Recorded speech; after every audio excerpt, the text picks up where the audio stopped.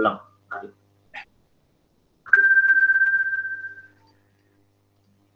أعوذ بالله من الشيطان الرجيم قتل الإنسان ما أكفره من أي شيء خلقه من نطفة خلقه فقدره ثم السبيل يسره ثم أماته فأقبره ثم إذا شاء أنشره كلا لما يقض ما أمره فلينظر الإنسان إلى طعامه أنا صببنا الماء صبا. Ustaz, Ari, bacanya gimana tadi? Coba diulang. Fal gimana yanzur. Ustaz? Fal yanzur coba diulang. Fal yanzur. فلينظر الإنسان إلى طعامه أنا صبب. Antum bacanya to'ami. Itu nanti ya, bisa beda makna tuh. Hati-hati. Terus.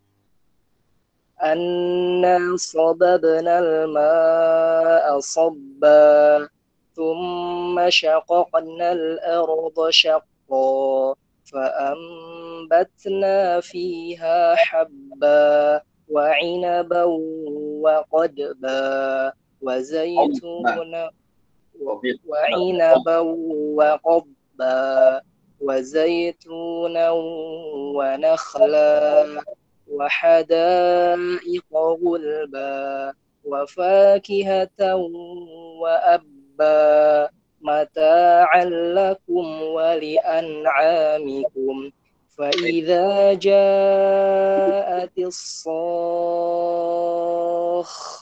Cukup, Arif. Cukup. Itu kan per tema, temanya sudah selesai. Oke, baca dulu hidayatul ayatnya. Akhwat silakan. Hidayatul ayat 17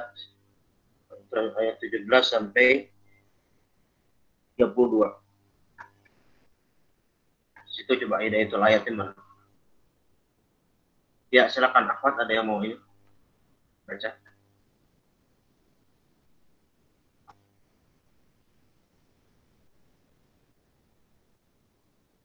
Coba Felia aja juga, Felia.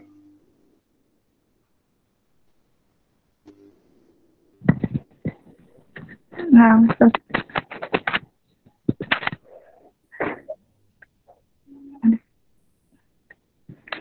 Hidayatul ayat min hidayat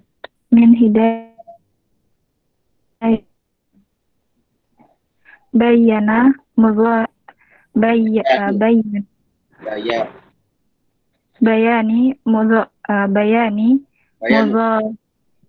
apa? Gimana Ustaz? Putus-putus.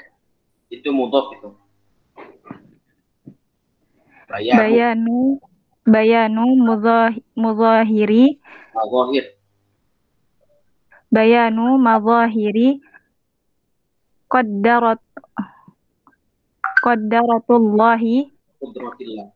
qudratillahi wa 'allamahu wa ilmihi wa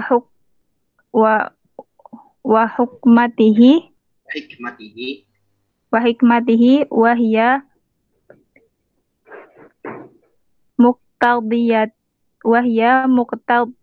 muqtadiyatu lil imani bihi wa bi ayatihi wa rasulihi wa liqaihi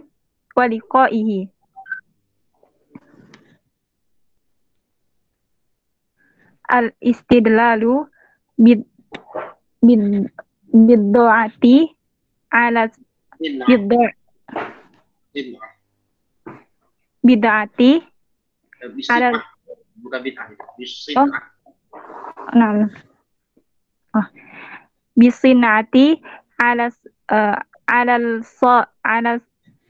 sani'i wa an athara syai'i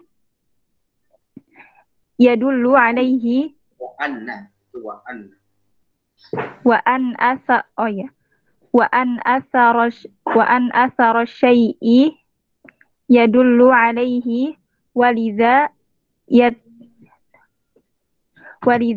yata'ajjabu min kafarul kafiri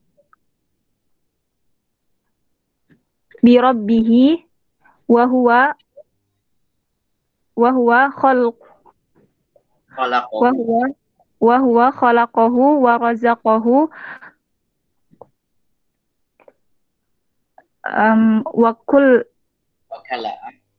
wa kalla'a hayatihi wa hafadha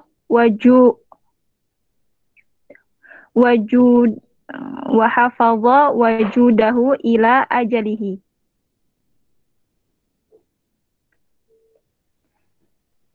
Bayanu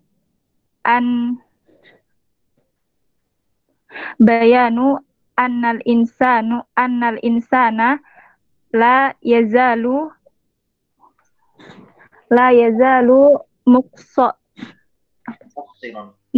muqsiran fi syukri rabbihi walau somad dahri walau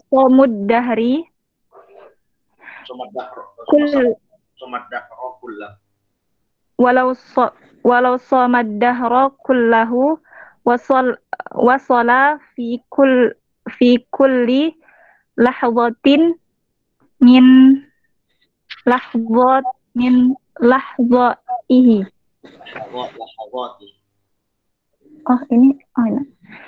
Min lahzatihi.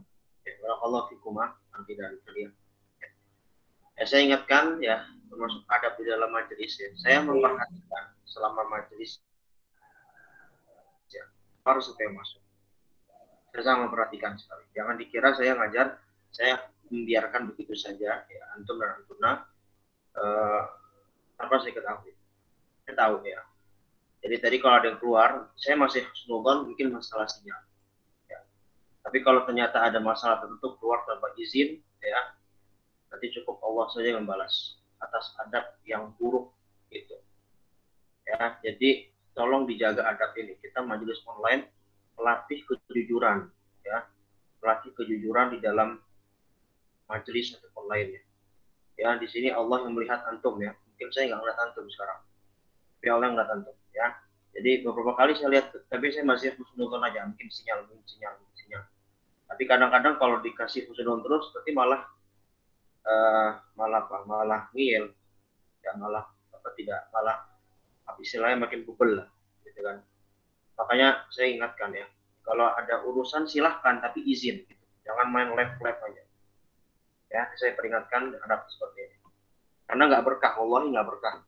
Antum pintar, antum punya ilmu banyak, tapi kalau ada sekecilannya nggak diperhatikan, nggak berkah. Wallahi nggak berkah ilmu antum seperti itu. Ya, saya ingatkan dari sekarang.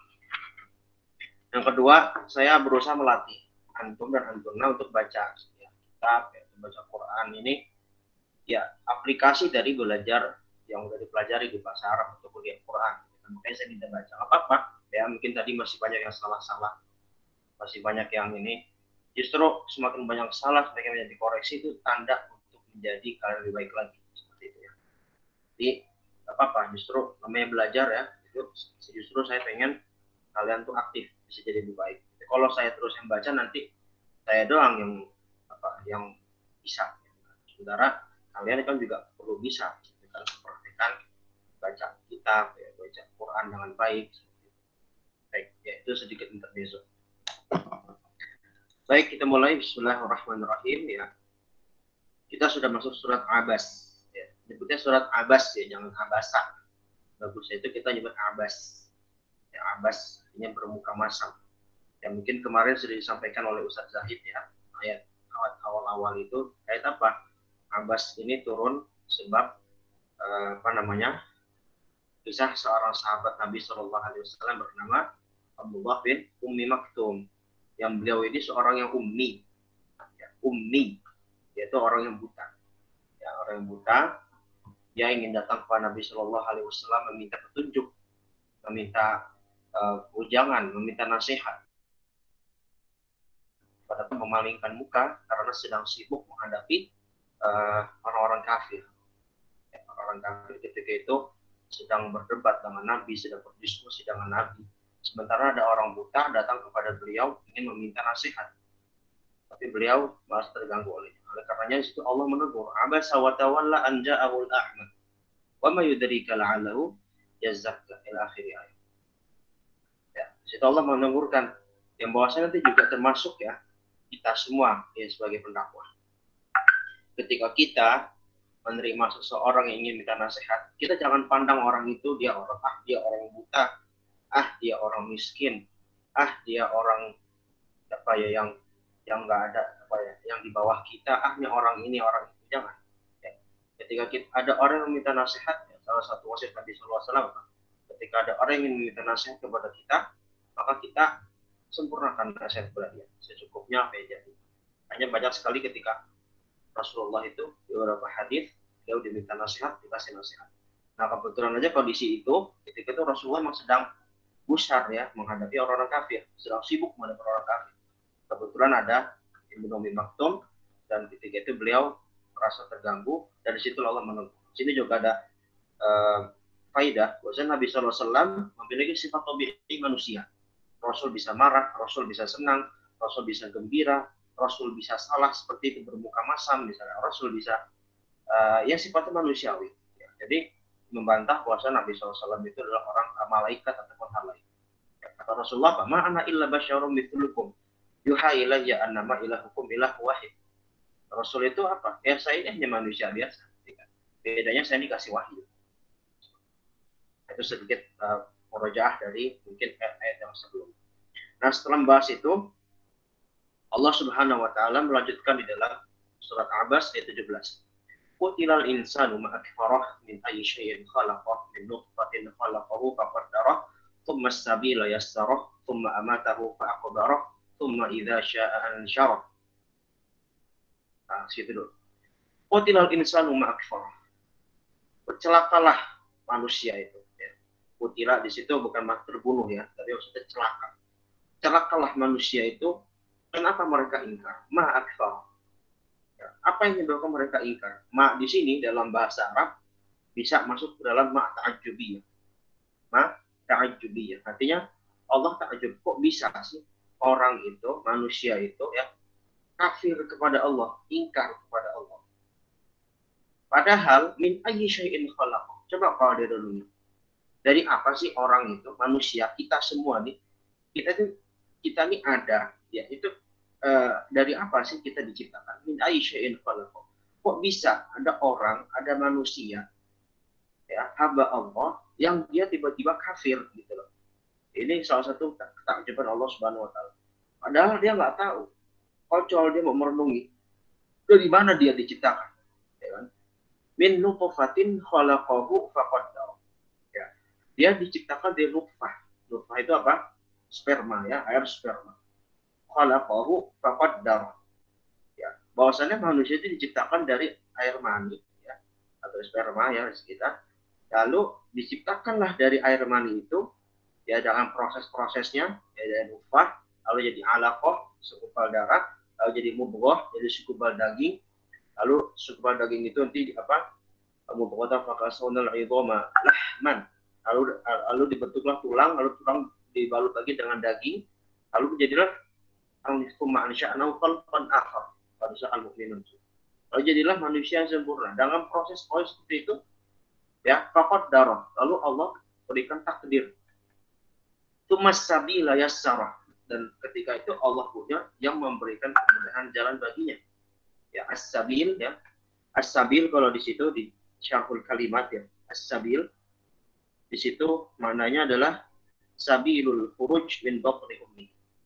Setelah Allah ciptakan seorang manusia dari air sperma, ya, lalu dibentuklah dari alaqah, mudghah dan seterusnya, lalu Allah mudahkan manusia itu yang masih dalam bentuk bayi dari perut ibunya, ya, dimudahkan untuk keluar dari perut ibunya.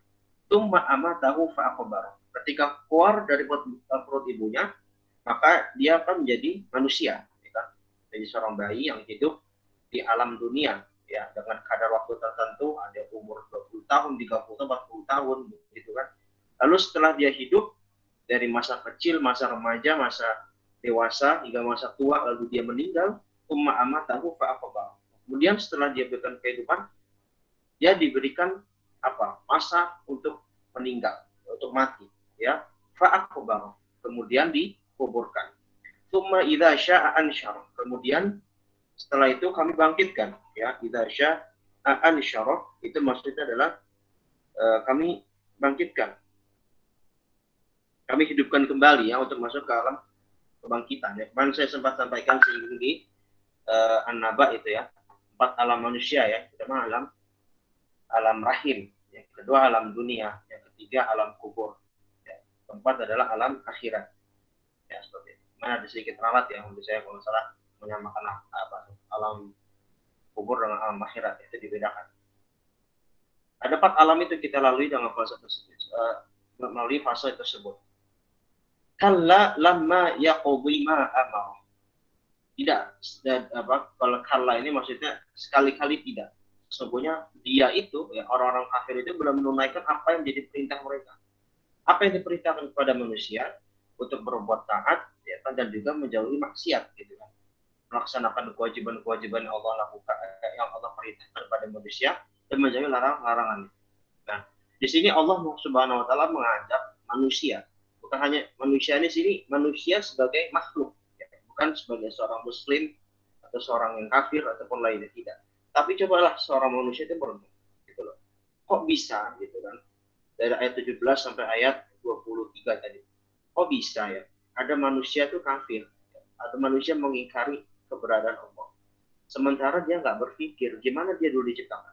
Pertama, proses penciptaan itu di luar nalar kita, begitu kan? Tidak ada Tuhan yang bisa menciptakan hal tersebut, ya kan? Bagaimana kita diciptakan dari alam, dari apa, di alam rahim, dari nutfah, lalu jadi alaqah, jadi mudghah, sehingga menjadilah hati kita menjadi makhluk yang sempurna. Dari bayi kita keluar dari perut ibu kita, lalu menjadi manusia dari masa bayi, masa kecil, lalu remaja, ya kan? Lalu tumbuh berkembang jadi dewasa hingga tua. Lalu setelah itu kita diwafatkan, mati, dan dikuburkan. Lalu ketika dikuburkan nanti kita juga akan dihidupkan kembali untuk mempertanggungjawabkan amal-amal kita di alam kubur, juga di alam akhirat. Nah, apakah mereka tidak memikirkan hal tersebut? Apakah mereka, orang-orang kafir itu, mereka mengira yang mereka diciptakan begitu saja, ya kan? Nah, ini ayat ini saya sampaikan secara global dulu ke dari Ija. Kalla lamma yaqdi ma amara. Tidaklah, kata Allah, tidaklah, sekali-kali tidak. Bahwasanya mereka ini belum sama sekali melakukan perintah. Orang-orang kafir ini, ya, mereka karena mengingkari keberadaan Allah Subhanahu wa taala, mengingkari penciptaan ini juga, gitu kan. Mereka belum melaksanakan apa yang diperintahkan bagi mereka untuk melaksanakan kewajiban dan dengan maksiat. Maka cobalah Allah mengajak lagi merenung. Gitu. Nah, ini salah satu uslub yang luar biasa, ya, dari Allah Subhanahu wa taala. Salah satu nanti cara kita, ya, misalnya membantah orang-orang yang ateisme, ya, orang-orang yang tidak mempercayai Tuhan, bahasa Arab mulhid. Orang-orang ateis bahasa Arab mulhidun, ya.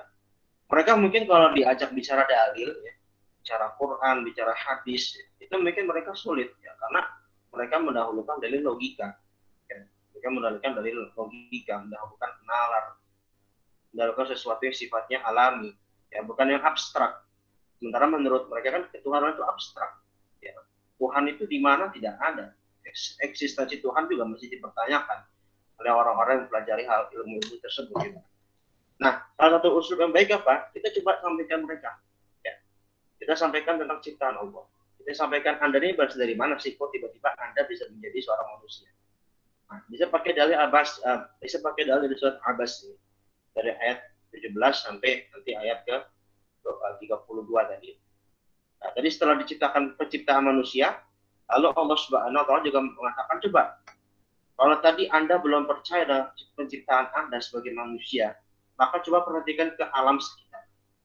Jadi kalau ayat 24 ini berbicara kepada alam sekitar. Falyanzuril insanu ila ta'ami. anna sababna al-ma'a sabba thumma shaqqaqna al-arda shaqqa fa'anbatna fiha habba wa 'inaban wa qadba wa zaytunan wa nakhla wa hada'iqa gulban wa fakihatan wa habba mata'an lakum wa li'an'amikum. Maka fal yanzuril insanu ila ta'am. Maka hendaklah ya, fal yanzur yaitu kalau dalam ilmu nahwu ada lam di depan, fal yanzur itu artinya lamul amr ya, lam amr ya. Yanzur itu fi'il mudhari lalu dengan tambah lam di depan fi'il mudhari namanya lam amr, jadi perintah. Fal yanzuril insanu ila ta'am. Maka hendaklah manusia memperhatikan ya kepada makanan. Ya. Salah satu kebutuhan yang primer bagi manusia pangan, ya, makan. Di mana manusia bisa bertahan? Ya, bagaimana hewan bisa bertahan kalau mereka tidak dengan makan?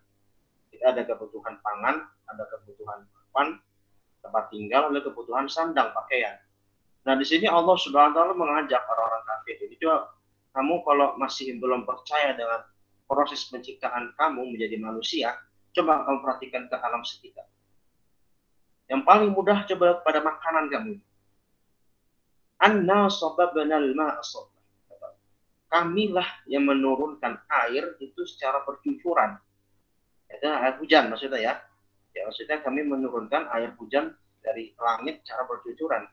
Ya, kenapa Allah sebutkan pertama dengan ma? Karena ma ini adalah sumber segala rezeki.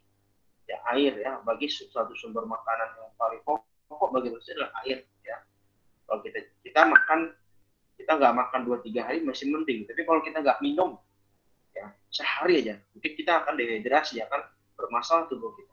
Itu begitu pentingnya air bagi kehidupan. Kata Allah, kamilah yang menurunkan ya, air hujan, al-ma di situ ya, maksudnya air hujan ya. Kamilah menurunkan hujan dengan bercucuran, artinya deras gitu kan, ada hujan. Tsumma syaqqaqnal arda syaqqa. Kemudian kami juga yang membelah bumi dengan sebelah-belah. Ya, ini termasuk dalam ilmu nahwu, itu masuknya ke taukid lafzi ya. Jadi sobaba itu kan fi'il madhinya. Terus ada sobban itu untuk masdar. Lalu syaqqaqna al-ardu syaqqa, syaqqqa itu fi'il madhinya, masdar syaqqa ya. Nah, kalau ada pengulangan lafaz itu dalam taukid, penegasan. Jadi kayak tadi Allah menurunkan air hujan itu dengan benar-benar bercurah ya. Benar-benar banyak, kalau turun banyak benar-benar banyak. Lalu kalau Allah membelah bumi, maksudnya dibelah bumi itu apa? Bumi itu dibagi-bagi ya. Ada yang nanti buat lautan, ya kan? Ada yang buat daratan, ada yang buat nanti daratan itu ada yang buat tanaman, ada yang buat tempat tinggal. Itu maksudnya dibelah. Jadi dibagi-bagi untuk rezeki manusia. Kami yang membelah bumi dengan sebelah-belah. Fa'ambatna fiha habba. Disitulah kami, kata Allah Subhanahu wa taala, menumbuhkan di dalamnya habba. Habba itu artinya biji-bijian. Hati-hati ya, habba. Kalau habba ya, habbun itu artinya biji. Kalau hubbun artinya cinta. Hati-hati. Nanti kalau dalam baca Quran apalagi ya, apa dalam konteks bahasa Arab itu, hati-hati kita beda harokat bisa beda makna. Jangan sampai fa'ambatna fiha hubban. Kami tumbuhkan di bumi itu cinta. Ya, nanti maknanya beda.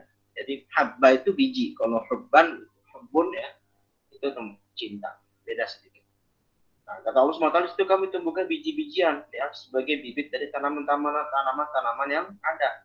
Wa inabau wa qadba. Jadi biji-biji itu muncullah berbagai macam buah-buahan.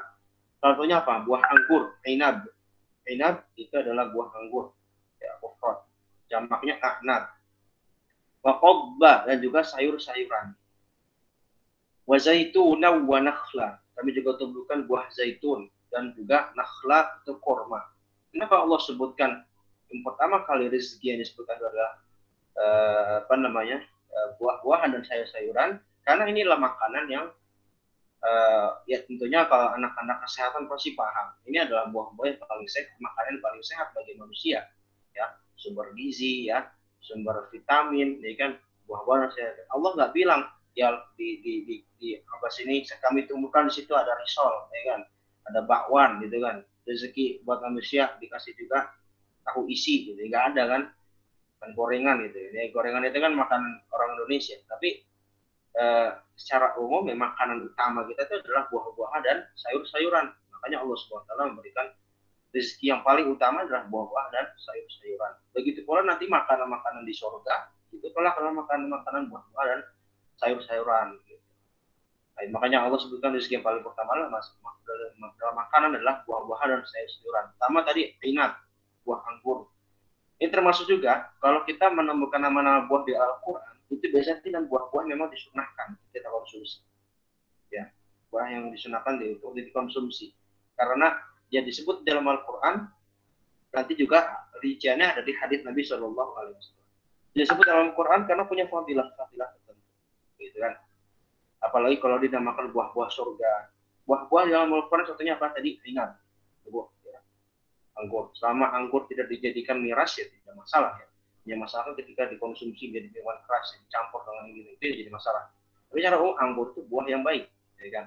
Khobba ini sayur-sayuran secara umum. Ya, sayur secara umum. Ya. Kalau orang Arab itu mereka biasanya sayur-sayur itu apa ya dia? Kayaknya nggak banyak ya. Mereka itu paling kismis itu jadi buah ya, kalau nggak salah. Ya pokoknya secara umum sayur-sayuran. Atau zaitun. Zaitun juga termasuk yang disebutkan dalam Al-Quran juga punya fadilah nanti di hadis Nabi Shallallahu Alaihi Wasallam. Nakhla bagi kurma, yang kurma disunahkan kita makan 7 butir. Kalau ada kurma ajwa makanlah tiap pagi 7 buah kurma ya sebagai penangkal dari sihir. Ya, secara kesehatan juga konon katanya juga baik ya, saya nggak tahu. Ya, kalau anak kesehatan di sini bisa tambahin manfaat makan 7 buah kurma di pagi hari. Nah ini nama buah-buah yang Allah tampilkan kepada manusia. Sesuai orang kafir, ketika itu orang kafir orang jahiliyah di Mekah. Dan memang di Mekah buah-buah ini tumbuh. Ada anggur, ada zaitun, ada kurma, ya kan. Wahada iqawbulba.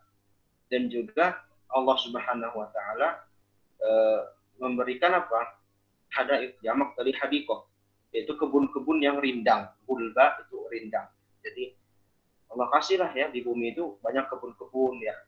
Kebun-kebun ini kan nanti ada kebun kurma, ada kebun anggur, ada kebun-kebun sayur-sayuran yang rindang di situ banyak rezeki yang Allah berikan. Wa fakihatan wa abba. Situlah nanti ada fakihah. Ada buah-buahan dan abba. Abba itu adalah rumput-rumputan. Abba itu adalah ingat ini abun ya. Pakai tasydid. Hati-hati juga nih. Kita ngucapin abun pakai tasydid itu artinya rumput. Tapi kalau kita ngucapin abun ya kan, tanpa tasydid itu namanya bapak. Ya kan, abun jadi abi nanti kan, atau abu. Dia nggak pakai tasydid. Nah, jadi ngucapin bersih benar. Nanti baca Quran juga gitu, wa fakihatan wa aba. Kalau baca wa aba, takutnya nanti dikhawatirkan maknanya aba, bapak. Ada seharusnya wa fakihatan wa abba, ada tasydid. Abba itu apa makna tadi? Rumput-rumputan. Mata'an lakum wa li'an'am. Semua itu kata Allah Subhanahu wa taala itu untuk kesenangan kalian, gitu kan. Dan juga untuk binatang ternak kalian ya. Karena kalau rumput ya jelas untuk kambing, untuk domba, untuk sapi gitu kan, untuk onta, untuk apa-apa. Nah, di sini Allah Subhanahu wa taala menggambarkan nikmat-nikmat yang Allah berikan kepada mereka. Intinya ayat ini membicarakan tentang ajakan berpikir. Ya, ajakan berpikir. Makanya Al-Quran itu adalah kitab yang mempunyai dalil secara akli dan juga secara nakli. Ya, jadi Al-Quran itu lengkap. Ya, tidak melulu membicarakan masalah hukum, tidak melulu membicarakan masalah yang sifatnya dalil yang sudah pasti. Tapi Al-Quran juga membicarakan masalah yang sifatnya logika untuk mengajak kita berpikir. Nah, salah satunya seperti ini. Ya, bagaimana Allah Subhanahu Wa Taala ya ketika sebenarnya ayat ini ditujukan kepada orang-orang kafir, musyrik, jahiliyah pada zaman Nabi Shallallahu Alaihi Wasallam yang ketika itu mereka udah dikasih tahu hidayah, udah banyak mukjizat yang dikasih kepada Rasulullah, ya sampai mereka berdebat, sampai mereka menjadikan Rasul berpaling dari Abdullah ibn Ummi Maktum, ya mereka masih jadi kafir. Lalu Allah turunkan ayat ini, kok Anda ini masih kafir tuh, coba mikir deh, gitu kan. Udah dikasih dalil, kalau masih dikasih dalil nggak mau menerima, coba sekarang kami aja ajak Anda untuk berpikir. Anda diciptakan dari apa?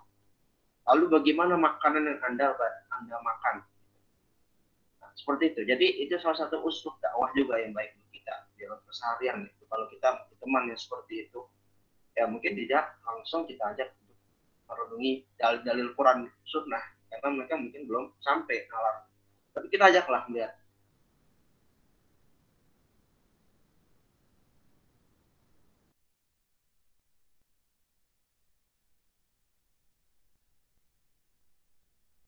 Kita lihat pada yang sifatnya real.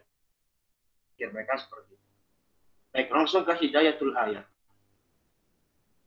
Jadi makna-maknanya sudah saya sampaikan, itu ada semua di syarhul kalimat ya, bisa dibaca-baca sendiri. Hidayatul ayat, ya. Pertama, bayanu madhahiri qudratillahi wa ilmihi wa hikmatihi wa hiya muqtadiyah lil iman bihi wa bi ayatihi wa rasulihi wa liqa'ihi. Bayanu madhahiri qudratillahi wa ilmihi wa hikmatihi. Menjelaskan tentang tampaknya kekuasaan Allah ya, dari segi ilmu dan hikmah. Jadi Allah Subhanahu wa taala tadi ketika menyampaikan ayat itu, qutilal insanu ma akfar min ayyi syai'in khalaqa min nutfatin khalaqahu faqadara ila akhirnya. Itu menunjukkan apa? Ilmunya Allah sungguh luas. Ilmunya Allah sungguh luas. Nanti kita akan bicarakan ini terkait takdir. Masalah takdir dalam masalah akidah. Bahwasanya ilmu Allah sungguh luas. Ya. Jadi menunjukkan bahwa Allah ini ya memiliki ilmu yang melebihi hamba-hambanya. Ya. Yang dimana Tuhan-Tuhan yang konon dijadikan tandingan dari Allah SWT tidak punya ilmu seperti ini. Ya. Kita tanya Tuhan-Tuhan kesembahan yang lain, apakah mereka bisa menjelaskan hakikat penciptaan manusia dari alam rahim sampai alam kematian nanti? Saya rasa tidak ada. Gitu kan? Tidak. Apalagi kalau ini konteksnya bicara kepada orang-orang musyrik, ya mereka nyembah patung, mereka nyembah dewa-dewa, mereka nyembah benda mati, ya kan? Jelas bagaimana benda-benda itu, bagaimana patung-patung itu bisa menciptakan mereka, sementara patung-patung itu dan sembahan-sembahan itu tidak bisa memberikan manfaat dan mudarat bagi mereka. Begitu. Dan juga hikmatihi, dan juga ini menjelaskan hikmah. Tidaklah Allah Subhanahu wa taala menciptakan sesuatu, menetapkan sesuatu, ya, itu pasti ada hikmahnya di balik itu. Apa hikmah Allah menciptakan manusia dari masa kecil hingga masa tua? Apa hikmahnya Allah Subhanahu wa taala mematikan manusia lalu disuruh dikubur, ya. Lalu apa hikmahnya Allah Subhanahu wa taala nanti menumbuhkan berbagai macam tumbuhan-tumbuhan. Semua itu ada hikmahnya. Hikmahnya misalnya kalau untuk penciptaan manusia dari masa bayi, lalu menjadi remaja, lalu menjadi dewasa hingga tua, itu menunjukkan apa? Dalam belajar, itu kita mesti bertahap. Dalam belajar, kita mesti bertahap. Segala sesuatu, jika dilakukan bertahap, maka itu akan sempurna. Itu hikmah. Ya kan? Salah satu hikmah. Allah menciptakan manusia misalnya dari bayi, lalu menjadi remaja. Atau misalnya, ini dulu, dari balita dulu ya, balita, ya kan, terus menuju ke remaja, ya kan, masa puber, remaja, habis remaja masuk ke masa dewasa ya, 40 tahun ke atas, atau masa tua. Ini menunjukkan apa? Bahwasanya segala sesuatu yang dalam bertahap itu akan memiliki segala sesuatu itu jika dilakukan secara bertahap akan sempurna. Begitu. Kalau kita misalnya di masa kecil kita belum bisa di masa kecil kita dituntut untuk melakukan hal-hal yang kecil, lalu disitulah kita tahap untuk berkembang, ya kan, untuk bisa memahami hal-hal yang besar. Ketika masuk ke remaja kita mulai memahami hal-hal lebih kompleks. Bertahap, intinya bertahap, ya kan. Dan kita lihat dalam kehidupan, dalam proses belajar pun, misalnya kita belajar ilmu aja, kalau kita nggak bertahap ya kan susah nanti. Nah, itu hikmah kalau penciptaan. Lalu kalau misalnya hikmah dari penciptaan tadi, itu kan air hujan. Kenapa ada hujan? Ternyata hikmahnya apa? Dari hujan itu bisa tumbuhlah berbagai macam tumbuhan. Kenapa Allah ciptakan hewan-hewan? Ternyata hewan-hewan itu juga ada manfaatnya bagi manusia. Bisa dimakan dagingnya, ya, dan segala. Dan kalau kita pikirkan hikmah itu nggak akan habis, gitu. Akan banyak ya. tidak akan terhitung gitu kan. Wahya muqtadiyah lil iman bihi wa bi ayatihi wa rasulihi wa liqahi. Dan itu juga nanti menuntut kita untuk beriman kepada Allah. Ya. Kita sudah tahu tentang ciptaan Allah, maka kita ada tuntutan untuk beriman kepada Allah, kepada ayat-ayatnya, ya, tanda-tanda kauniyah maupun tanda-tanda syar'iyah, lalu kepada Rasulnya dan juga pada pertemuan pada itu kalau di hari kiamat. Yang kedua, al-istidlal bis-sin'ati 'ala as-salih wa anna athar syai'i yadullu 'alaihi. Pendalilan terhadap sesuatu yang telah jadi. As-sin'ah itu kayak produksi. Jadi pendalilan terhadap sesuatu yang sudah jadi.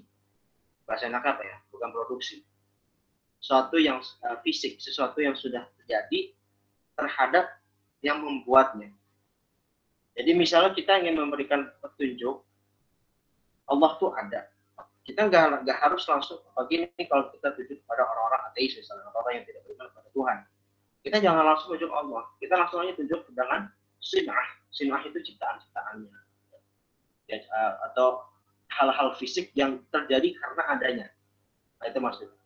Jadi kita berdalilnya kalau Anda nggak percaya sama Allah, Anda nggak percaya nggak ada Tuhan, coba lihat kenapa bisa ada gunung, kenapa bisa ada matahari, kenapa bisa ada bulan, kenapa matahari hanya muncul di siang, bulan hanya di malam, kenapa ada bintang-bintang ketika malam hari, kenapa bisa ada tuh air hujan dari langit. Nah, itu kan kita diajak berpikir.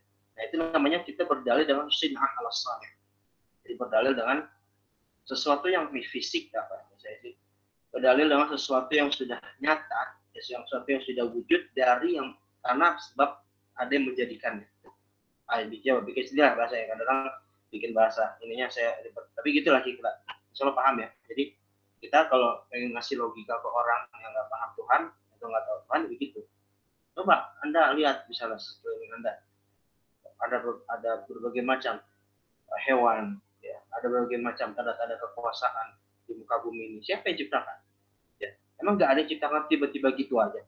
Kita kalau misalnya lihat tiba-tiba, contoh mudah ya, misalnya kita lihat di depan rumah kita ada jalan baru misalnya, tiba-tiba jalan misalnya depan rumah kita jalan kita belum diaspal misalnya, tiba-tiba jalan depan rumah kita diaspal, udah bagus gitu kan, padahal depan rumah kita misalnya rumahnya jalannya rusak, pasti kita berpikir ini pasti ada yang buat, ini pasti ada yang dikasih, ada yang menyemen, ada yang memberikan aspal. Siapa itu? Akan nggak tahu. Akan dicari-cari lah siapa. Pasti, tapi kita pasti ada. Nah, itu cara mudahnya begitu. Cara mudah memahami hal itu. Nah, begitulah cara Allah SWT memahami hamba-hambanya yang kafir terhadap. Wa anna athara syai'i yadullu alaihi. Karena sesuatu yang berbekas, ya, athara syai'i, bekas sesuatu itu akan menunjukkan adanya dia. Bekas sesuatu akan menunjukkan eksistensi sesuatu itu. Ini kayak filsafat ya, jadinya. Memang saya juga belajar filsafat. Jadi anak athara syai'i itu aneh.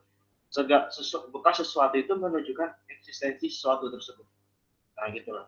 Walidha yata'ajjab min kufril kafiri bi rabbi wa huwa khalaqahu wa razaqahu wa tala'a hayatahu wa hafidhahu wujudahu ila ajal. Oleh karenanya sungguh takjub gitu loh. Dari kekafiran orang kafir yang mereka ingkar kepada Tuhannya, padahal Tuhan mereka sendiri menciptakan mereka, kasih rezeki pada mereka, mencukupkan hidup mereka, ya kan? Menjaga wujud mereka, ya sampai ajal datang. Yang keempat, bayanu annal insana la yazalu muqassiran fi syukri rabbi. Dan penjelasan bahwasanya manusia itu memang la yazal, selamanya itu memang akan merasa kurang, akan merasa minim dalam bersyukur kepada Tuhannya. Ya, walau somat dahrakul lahu, fi kulli lahwatin min lahawat. Walaupun bahkan ya kalau dia bisa jadi dia puasa setahun, ya kan? Sholat tiap kesempatan, belum tentu orang itu akan bersyukur, bersyukur. Nah, sini saya sampaikan satu ekstra bahasan. Ini pas banget. Beberapa lalu saya baru khutbah Jumat tanggal. Ada 4 kondisi manusia dalam bersyukur kepada nikmat Allah Subhanahu wa taala. Jadi yang nomor 3 ini penjelasannya secara khusus pada orang muslim juga. Ya. Jadi bukan hanya orang kafir, orang muslim pun masih banyak yang bersyukur gitu kan. Ya, masih banyak yang nggak bersyukur walaupun dia sholat, walaupun dia puasa, ya kan? Karena mereka masih merasa mukosir, masih merasa sedikit bersyukur pada Allah. Ada 4 golongan manusia dalam menghadapi nikmat Allah Subhanahu wa taala. Yang pertama, orang yang taat kepada Allah dan Rasul. Orang yang taat kepada Allah dan Rasul. Maka Allah akan berikan kepada dia kebahagiaan. Yang pertama, orang yang taat kepada Allah dan Rasulnya. Ya, taat. Kata kunci taat deh. Kata kunci taat. Ya, kata kunci taat. Dan ini secara khusus untuk orang Muslim. Ya. Orang kafir jelas tadi. Apa? Hujah-hujahnya tadi sudah disampaikan. Kalau orang Muslim pertama, ya, 4 golongan manusia dalam menerima nikmat atau menghadapi nikmat. Pertama, orang yang dia taat kepada Allah dan Rasulnya, itu orang Muslim. Maka Allah akan berikan pada dia kebahagiaan, Allah akan berikan rezeki, ya, kenikmatan dunia akhirat. Kenikmatan dunia dan akhirat. Ingat, kuncinya ini taat. Dia hanya taat saja. Yang kedua, dia taat plus bersyukur. Taat plus bersyukur. Bedanya apa? Bedanya, yang pertama itu orang taat belum tentu bersyukur. Ya, orang taat belum tentu bersyukur. Ya, tadi itu dijelaskan oleh Syekh Ibnu Syekh Al-Jazairi tadi. Dia mujarrad ta'ah. Seorang muslim, ya, seorang insan, ya, dia hanya mujarrad ta'ah saja kepada Allah, belum tentu dia mengimplikasikan pada dia bersyukur. Jadi dia sholatnya banyak, puasanya banyak, tapi terkadang dia masih mengeluh terhadap musibah yang menimpa dia. Terkadang dia masih mengeluh kurangnya rezeki yang dikasih pada dia. Terjadi. Ya. Tapi karena dia taat, Allah kasih rezeki, Allah kasih dia. Dalilnya apa? Dalilnya At-Thalaq ayat 2-3. Wa may yattaqillaha yaj'al lahu makhraja wa yarzuqhu min haitsu la yahtasib. Dalilnya itu secara umum. Kalau orang bertakwa, orang taat insya Allah dikasih. Tapi terkadang orang taat, orang bertakwa dia nggak bersyukur kadang-kadang gitu. Nah, kalau itu yang satu dia dikasih lah semua. Kalau kedua, karena dia bersyukur, senantiasa bersyukur. Mau dikasih sedikit rezeki hari ini, alhamdulillah. Dapat 100.000 hari ini, alhamdulillah. Dapat 50.000, alhamdulillah. Ya kan? Dapat gaji 1 juta, alhamdulillah. Dapat gaji 500.000, alhamdulillah. Dia semuanya alhamdulillah bersyukur sama Allah. Kalau dia bersyukur, maka akan ditambah oleh Allah. Ya, rezekinya akan ditambah. Jadi bukan sekadar diberi ini, ditambah sama Allah. Tambahnya bisa langsung, bisa nanti di akhirat, begitu kan. Dalilnya apa? Ini juga sangat sering kita dengar. Ibrahim itu, la in syakartum la azidannakum wa la in kafartum inna adzabi lasyadid. Jika engkau bersyukur, maka akan saya tambah nikmatnya. Allah SWT. Tapi kalau kamu kafir maksudnya kafir nikmat, ya, kufur nikmat. Kalau kamu kufur nikmat, dikasih nikmat sedikit, dikasih gaji 1 juta misalnya, masih merasa kurang misalnya, masih merasa ini dan itu, ya masih merasa tidak cukup dengan pemberian Allah, maka ya inna ada bila syadid, siap-siap dapat azab dari Allah. Jadi tingkatan kedua paling tinggi bersyukur. Jadi pertama taat, bersyukur. Yang ketiga, apabila orang itu berbuat maksiat, dia berbuat maksiat dan dosa, ya, maka Allah akan cabut nikmat tersebut. Allah akan cabut nikmat tersebut, baik secara perlahan-lahan atau akan Allah segerakan. Ya. Contohnya ayat dalilnya di Al-Surat Al-A'raf. Ya. Saya banyak pakai Quran aja biar mudah dihafal ya. Mudahnya di Al-A'raf ayat 96. Allah berfirman, "Walau anna ahlal qura amanu wattaqau lafatahna 'alaihim barakatin minas sama'i wal ardi walakin kadzabu fa akhadnahum bima kanu yaksibun."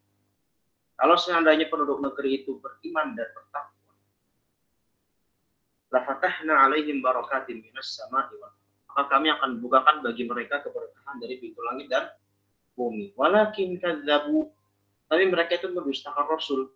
Mendustakan Rasul termasuk perbuatan maksiat yang paling besar.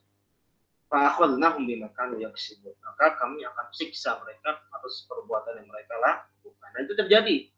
Kita lihat bagaimana kaum Ad dan kaum Tsamud, mereka dahulu kaum yang berkasa.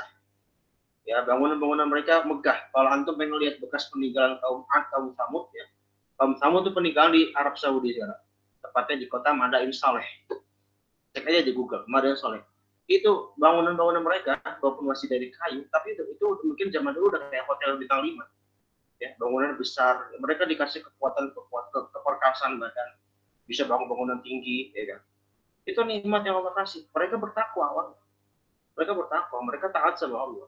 Tapi mereka mengingkari Nabi Saleh, mereka mengingkari Nabi Hud, mereka diadab, ya kan? Mereka diadab, diberikan badai dan segala hal sehingga mereka hancur lebur, nggak ada bekasnya sama sekali, bahkan keturunan pun nggak ada. Ya. Banyak kita lagi kisah kaum terdahulu, mereka awalnya taat tapi karena maksiat Allah tenggelamkan mereka, Allah siksa mereka. Gitu ya. Yang keempat, jadi kalau tadi maksiat. Ya. Orang ini maksiat tapi dia bertobat lagi kepada Allah. Jadi dia awalnya maksiat, sekarang bertobat lagi kepada Allah Subhanahu wa taala. Maka di situ Allah akan apa? Allah akan buka pintu-pintu kenikmatan kembali. Jadi kuncinya kalau kita habis maksiat, ya, segera minta ampun sama Allah agar Allah berikan kepada kita rezeki kembali, agar diberikan apa? Kenikmatan kembali. Ya, yang Allah berikan ya, nikmat-nikmat kita yang Allah berikan kepada kita. Ya, contohnya dalil di mana? Surat Nuh ya, ayat 10 sampai 12. Ya, misalnya faqultu astaghfiru rabbakum innahu kana ghaffara yursilis samaa 'alaikum midrara wa yumdidukum bi amwali wa banina wa yaj'al lakum jannatin wa yaj'al lakum anhara. Nabi Nuh mengingatkan pada kaumnya, coba kalian istighfar sama Allah. Kamu ini udah mendustakan saya sebagai rasul. Coba kamu minta ampun sama Allah, kelak Allah akan turunkan kamu apa? Hujan. Kan? Lalu juga akan diberikan kebun-kebun, ya kan? Itu janji dari Allah. Tapi karena kaum Nabi Nuh ingkar, ya udah nggak jadi. Kalau saja mereka melakukan itu, maka mereka insya Allah akan menjalankan dengan akan mendapatkan nikmat tersebut. Nah, sekarang pertanyaannya gini, gimana kalau ada orang kafir gitu ya? Saya pakai istilah kafir aja ya, karena kita majelis ilmu, ya. Kan orang kafir ini istilah agama. Kalau di luar majelis ilmu syar'i, ya kita nggak apalah pakai istilah muslim. Tapi kalau di luar majelis ilmu syar'i, ya kita sama muslim semua paham semua pakai istilah kafir aja. Misalnya orang kafir ya, kita lihat misalnya kok banyak orang-orang kafir yang kaya gitu kan, kan mereka maksiat gitu kan, maksiatnya parah lagi, maksiat nggak berbuat syirik ya kan, mereka nggak nyembah Allah, mereka nggak ya tauhidnya udah nggak benar gitu kan, mereka nggak nyembah Allah, mereka berbuat akan kerusakan di muka bumi, berbuat kezaliman, korupsi misalnya, tapi kok masih Allah kasih, itu namanya istidraj. Apa? Istidraj itu apa? Membiarkan mereka pada kenikmatan. Jadi Allah tuh membiarkan mereka pada kenikmatan dunia, ya, dengan tujuan apa? Untuk nanti mereka mendapatkan azab yang besar, ya, di hari kiamat nanti atau di hari akhir nanti di neraka, ya. Kalau orang-orang kafir, kalau orang-orang fajir dari kalangan Muslim, ya, mereka mungkin disiksa dulu. Kalau mereka masih punya tauhid, mereka akan masuk surga tapi ngantri, begitu kan? Jadi Allah terkadang mengulur-ngulur azab bagi orang-orang fajir. Fajir itu orang berbuat dosa maksudnya. Atau orang-orang kafir. Itu bukan berarti Allah sayang sama mereka. Bukan. Justru Allah berikan nih, silakan. Disegerakan nikmat itu. Ya. Jadi Allah tuh adil. Udahlah, biarin aja. Dia senang-senang dunia silakan, nggak apa-apa. Tapi ingat nanti di akhirat jangan macam-macam sampean gitu kan. Karena Anda sudah merasakan semua kenikmatan yang Allah berikan pada mereka. Nah, ini salah satu hal yang mesti kita katakan. Begitu pula sebaliknya misalnya, kok ada orang Muslim, ya kan, orang soleh gitu, tapi kok dia miskin gitu ya, tanda kutip miskin, atau misalnya kekurangan, gitu. Padahal dia bersyukur, ya, dia taat. Tadi kan kalau janjinya apa? Kalau bersyukur Allah akan tambah la azidannakum. Nah, jawabannya simpel. Ingat, bagi seorang Muslim, nikmat itu bukan hanya sifatnya materi.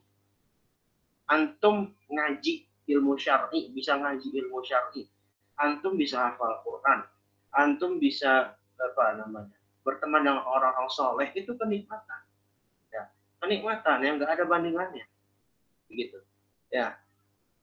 Pandangannya jangan jadi orang yang materialistik gitu.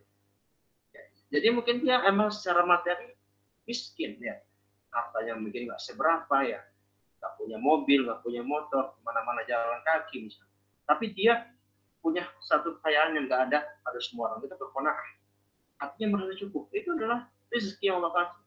Itu nikmat yang Allah kasih. Begitu ya. Nah, jadi melihatnya jangan dari pandangan materinya saja.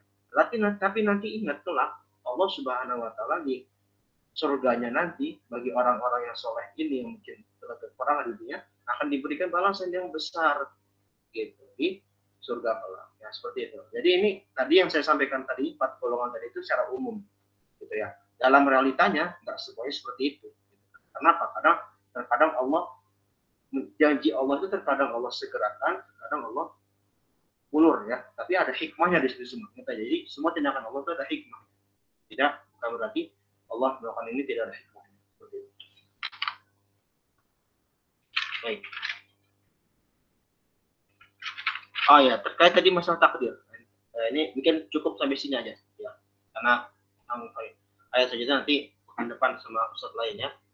Pembahasan terakhir malam ini ditutup dengan pembahasan takdir. Jadi kita sempat menyinggung min aisyin khalaqa min nutfatin khalaqahu faqaddar.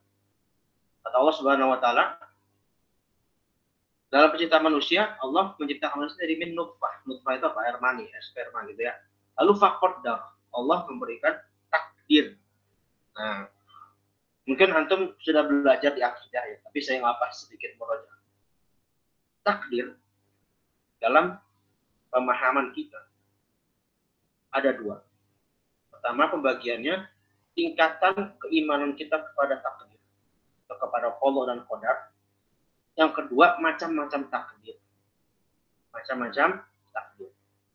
Ini silakan dicatat nih, ini penting. Baik. Pertama, tingkatan manusia dalam beriman kepada takdir, Allah dan qadar. Tidak sempurna keimanan seorang muslim hingga dia meyakini tingkatan ini semua. Pertama, tingkatan kepada takdir atau qada dan qadar. Pertama, kita mengimani secara ilmu, al-ilm. Jadi marotibul apa judulnya? Marotibul iman bil qada wal qadar. Al-ula al-ilm. Pertama, kita mengimani ilmu. Bahwasanya Allah Subhanahu wa taala menciptakan segala sesuatu dengan ilmu. Tadi sudah seperti singgung ya. Bahwasanya Allah Subhanahu wa taala menciptakan segala sesuatu di muka bumi ini dengan ilmunya. Dalilnya apa? Banyak di Al-Qur'an. Wa qad ahata bi kulli syai'in ilma. Ya. Bahwasanya Allah innallaha bi kulli syai'in alim. Bahwasanya menunjukkan bahwa Allah Subhanahu wa taala ketika menciptakan segala sesuatu itu pasti punya ilmu tadi. Tidak mungkin Allah menciptakan sesuatu Allah bodoh. Tidak mungkin Allah menciptakan segala sesuatu tidak tahu apa hikmahnya, tidak mungkin. Pertama, tingkatan pertama yang kita mesti yakini adalah al-ilm. Bahwasanya Allah Subhanahu Allah taala khalaqa kulla syai'in fil alam bi ilmihi dengan ilmunya. Tapi belum tentu hambanya mengetahui. Nah, itu aja. Belum tentu hambanya mengetahui. Tapi tetap ilmu Allah itu lebih luas ya, daripada hamba. Yang kedua, al-martabatus tsaniyah. Tingkatan kedua, setelah kita mengimani bahwasanya takdir Allah terjadi karena ilmu Allah, yang kedua adalah al-kitabah. Bahwasanya anallaha khalaqa kulla syai'in kataba fi lauhil mahfuz.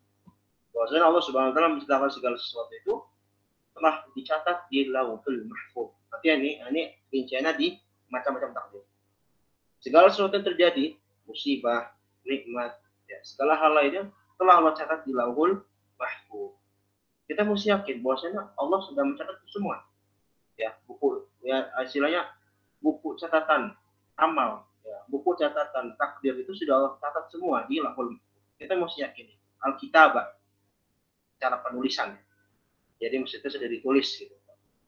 Yang ketiga, kita mesti meyakini al-martabatus tsalitsah. Bahwasanya Allah Subhanahu wa taala menciptakan takdir al-khalqu. Ya, al-khalqu. Allah menciptakan takdir, menciptakan keseluruhannya. Al-khalq itu menciptakan. Tapi apa yang diciptakan? Anallaha khalaqa kulla syai'. Jami' jami'u ma khalaqahu fi alam. Ya. Allah menciptakan segala sesuatu, baik itu yang sifatnya tersembunyi maupun yang terang-terangan. Al-khalqu, jadi maknanya Allah Subhanahu wa taala menciptakan segala sesuatu, baik yang tersembunyi maupun terang-terangan. Baik yang perkara batin atau perkara yang zahir. Semuanya. Allah khaliqun fi jami'il makhluqat. Allah menciptakan manusia, Allah menciptakan hewan, Allah menciptakan tumbuhan, Allah menciptakan gunung. Semuanya itu ciptaan Allah Subhanahu wa taala. Tidak ada satupun yang tidak diciptakan oleh Allah Subhanahu wa taala. Al-martabatur rabi'ah. Tingkatan yang keempat dalam tingkatan kita beriman kepada takdir adalah al-masyiah. Al-masyiah. Al-masyiah itu artinya kehendak ya. Al-kehendak. Bahwasannya apa? An yu'minal 'abdu bi anna masyiatallahi 'azza wa jalla al-'ammatu nafidah. Bahwasanya seorang hamba mesti meyakini ya, kehendak Allah itu akan terjadi. Ketika Allah misalnya tadi menciptakan sesuatu, ada ilmunya. Lalu telah ditulis di dalam Lauhul Mahfuz. Lalu menciptakan segala sesuatu. Dan ketika Allah sudah menciptakan segala sesuatu, pasti itu adalah karena kehendak Allah. Ya, dan akan terjadi. Terjadi. Tidak ada sesuatu yang telah Allah ciptakan tidak akan terjadi. Nah, itu maksudnya al-masyiah. Jadi ujung-ujungnya segala sesuatu tadi yang telah kita sebutkan ada al-ilm, al-kitabah, al-khalq, itu semua berdasarkan masyiah Allah. Berdasarkan kehendak Allah Subhanahu wa taala. Wala yakunu syai'un fi mulkillahi jalla wa azza ma la yuridu fama sya'allahu jalla wa azza kana wa ma lam yasha' lam yakun. Kalau jadi, kalau nggak jadi ya nggak jadi. Makanya ada istilah kun fayakun. Nah, gitu. Itu adalah 4 tingkatan seorang muslim, 4 tingkatan takdir yang harus diyakini oleh seorang muslim. Al-ilm, al-kitabah, al-khalq, dan al-masyiah. Lalu macam-macam takdir. Jadi terakhir ya. Terakhir malam ini. Macam-macam takdir. Pertama ada takdir azali. Takdir azali. Takdir azali takdir yang sudah ditulis di dalam Lauhul Mahfuz. Ya, yang sudah diciptakan ya, ditulis di Lauhul Mahfuz dan tidak akan berubah sepanjang zaman. Takdir azali. Ini menurut Imam Ibnu Qayyim al-Jauziyah. Ini kata takdir menurut Imam Ibnu Qayyim al-Jauziyah.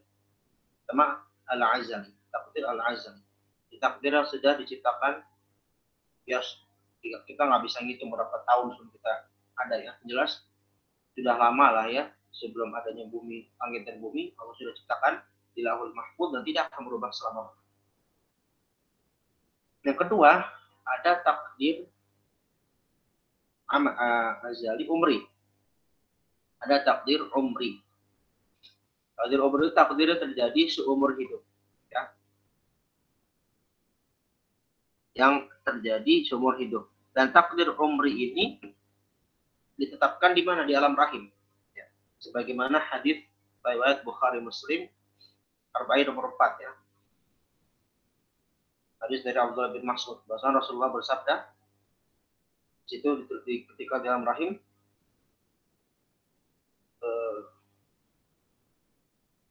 yang ujungnya fayuk marubi arba'i kalimat. Ketika kita di fi arba'ina yauman. Nah, di situ ada ujungnya, saya lupa depannya. Fayuk marubi arba'i kalimat. Di situ ketika di alam rahim diutuslah malaikat lalu diwahyukan atau ditulis 4 perkara. Fayuk marubi arba'i kalimat bikat birizqihi wa ajalihi wa amalihi wa syaqiyyun aw sa'id.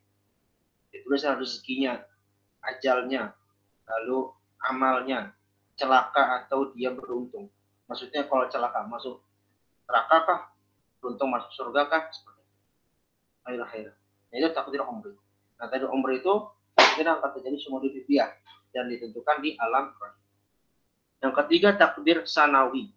Takdir sanawi ini nanti pas kita, insya Allah kalau kita dapat Ramadan, ditentukan di malam Lailatul Qadar. Dalilnya apa? Al-Qadr 4. Tanazzalul malaikatu wa ruhu fiha bi'izni rabbihim min kulli amr. ketika Lailatul Qadar, malaikat turun di situ akan mencatat ya takdir tahunan bagi para hamba-hamba. Yang terakhir takdir yaumi. Takdir yaumi. Itu takdir harian. Ya, takdir harian. Takdir harian itu bisa apa? Bisa ngasih hujan, kapan kering, kapan orang ini dia berkuasa, kapan dia nanti akan turun, ya kan? Kapan Allah menghinakan orang, atau memuliakan orang, itu takdir. Nah, takdir azali ini takdir yang utama, yang primer. Sementara yang umri, lalu yaumi, dan berbagai tadi umri azali, umri sanawi, dan yaumi, ya. Itu 3 takdir ini juga sudah ditetapkan di takdir azali, Lauhul Mahfuz. Jadi nanti misalnya tadi di alam rahim orang ini ditetapkan misalnya contoh dia sebagai orang yang celaka, dia sudah ditakdirkan masuk neraka. Apakah berarti memang nanti kelak dia akan masuk neraka? Ya, jadi dia nanti nggak ada kesempatan beramal soleh, tidak. Karena salah syaqiyun aw sa'id itu masuk ke takdir umri. Takdir umri itu masih ada kemungkinan berubah. Yang nggak bisa berubah hanya takdir azali. Bisa dibedakan. Perubahan takdir umri itu juga sudah ditetapkan di takdir azali. Jadi misalnya ada orang, contoh ya, misalnya dia ditakdirkan masuk neraka. Lalu ditakdirkan juga di kehidupan dunia dia miskin misalnya. Kamu bilang tadi kayak misalnya. Terus karena dia mungkin dapat hidayah, ya kan? Karena kan Allah berfirman di Al-Kahfi, "Faman syaa'a falyu'min, wa man syaa'a falyakfur." Yang pengen beriman monggo, yang pengen kafir monggo. Gitu kan. Nah, kalau dia ada usaha di situ, dia misalnya ketika dia mendengar ada mendengar ada hidayah Islam, dia berusaha dengan kemampuan dia, akhirnya dapat hidayah, itu termasuk takdir umri.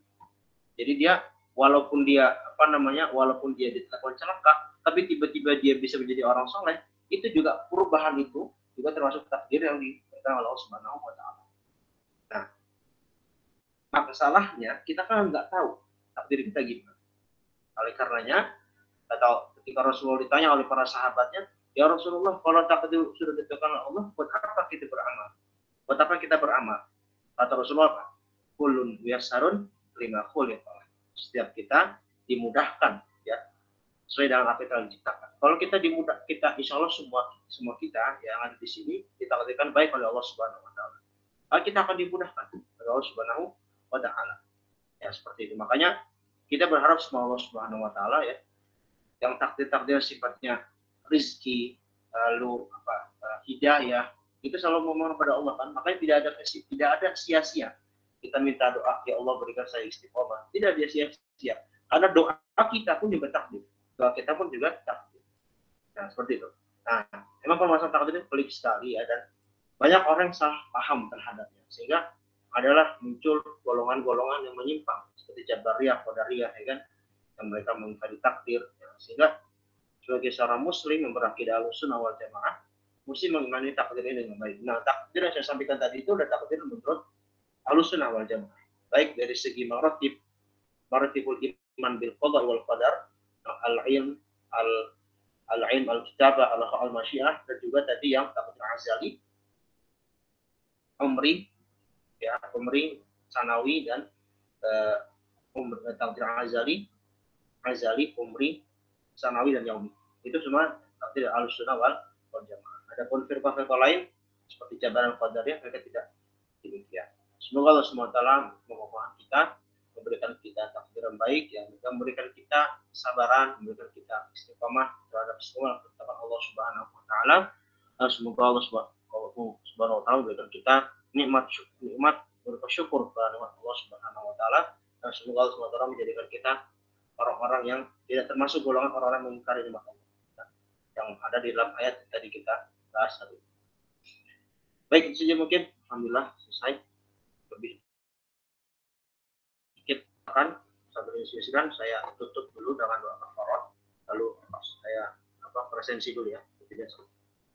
Boleh dimatikan ininya. Subhanakallahumma wa bihamdika asyhadu an la ilaha illa anta astaghfiruka wa atubu ilaik.